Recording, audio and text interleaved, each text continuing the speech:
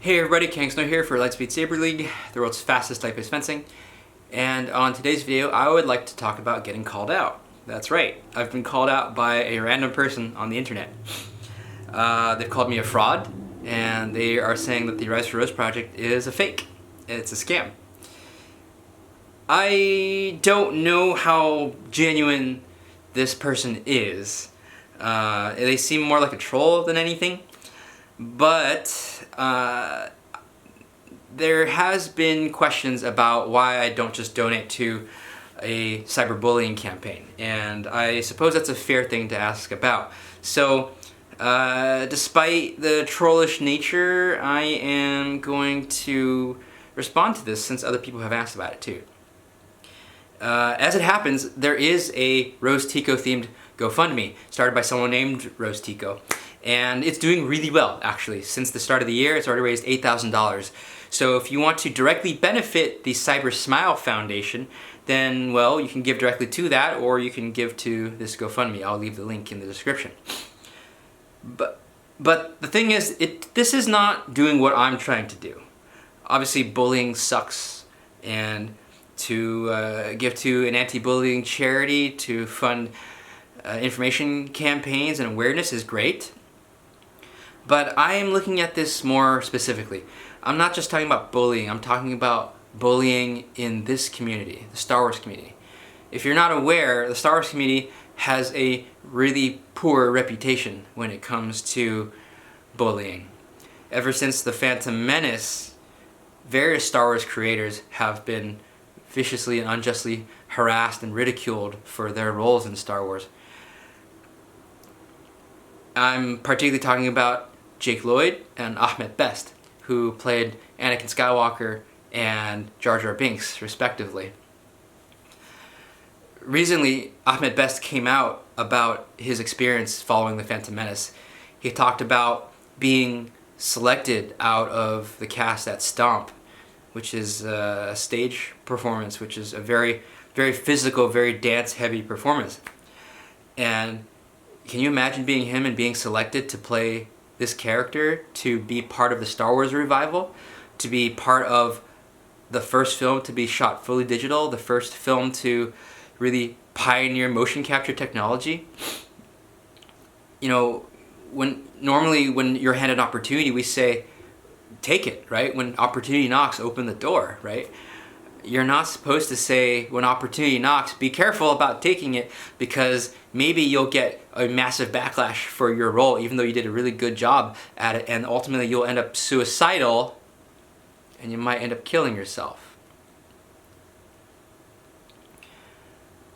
Best came out on Twitter and on YouTube talking about his experience on the Brooklyn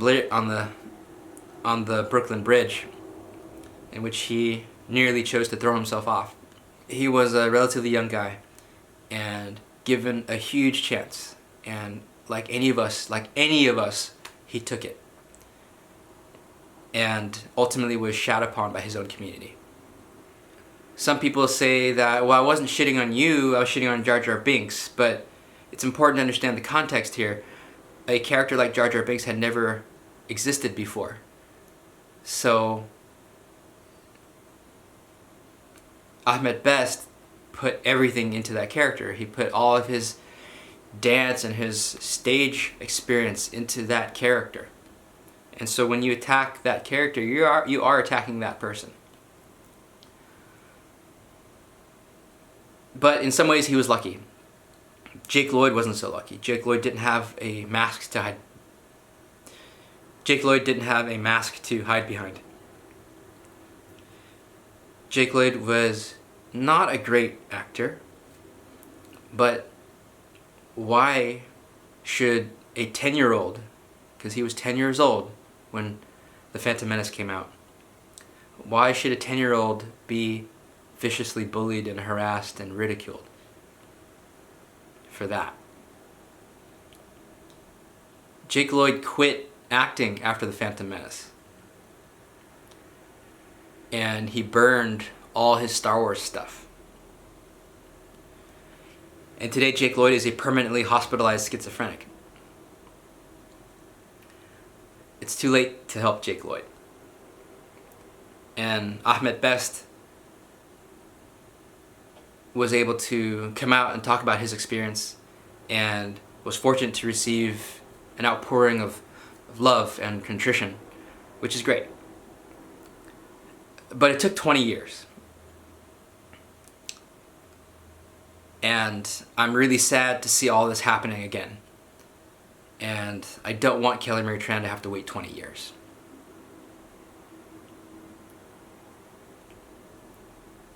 I'm going to read you something from the Rose Tico Star Wars Age of Resistance comic from Marvel. If you're familiar with these types of comics, then you know that there's usually letters or articles at the back of the comic. This is a really good comic, by the way. It says here in the article by Bria Lavorgna, I hope I pronounced that right, the character of Rose Tico wasn't always quite like the one we ultimately saw on screen. She started life on the page as a, quote, grumpy Eeyore type, unquote. According to his director's commentary on The Last Jedi, Johnson rewrote the role to reflect Tran's natural enthusiasm, making her, quote, a much more open-hearted character that was a reflection of Kelly, unquote. In a world with lightsabers and starships, Rose is decidedly human. From her love of animals to her disappointment in one of her personal heroes after he doesn't quite live up to her expectations. I didn't need to read this comic to be able to figure that out. You can see from that performance that it's genuine. It's truly her. That is her character coming out in that character. That is her true nature coming out in the role of Rose Tico. In the hateful comments that I've received so far since starting the project, some of them have mentioned that Rose Tico is the Jar Jar Binks of the new Star Wars trilogy. And I would recommend, I reckon that they're right about that. Yeah, they are hating unjustly on a character and an actor for doing their best at a role, for playing that role with an open heart and fully committing to it.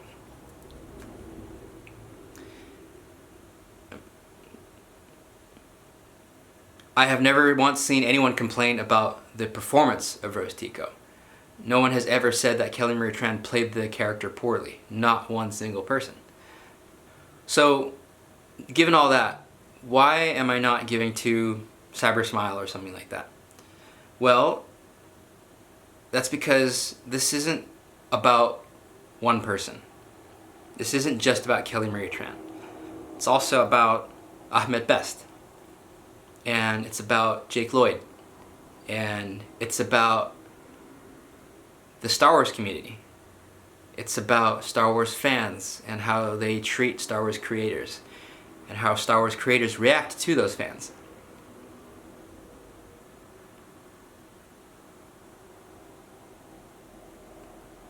In a few more years, Star Wars will be back in theaters.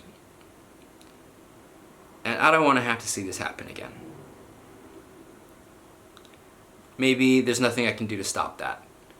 But when the dark rises, the light has to rise too. And I know that there's good in this community. And I know that they're even the majority of the community. But the good, it isn't enough just to be good. You have to be strong. And so that's why I want the good side to stand up.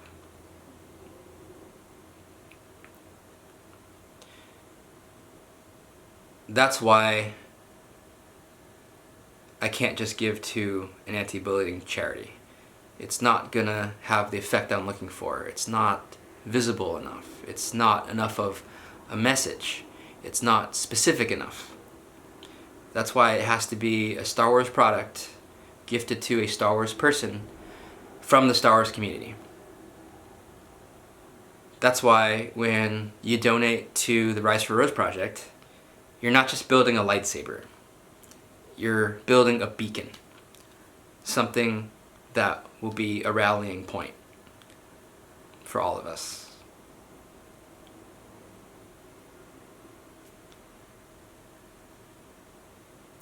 Anyway, thank you so much for watching the video. If you haven't yet, then please donate to the project. I'm only asking for $2 a person.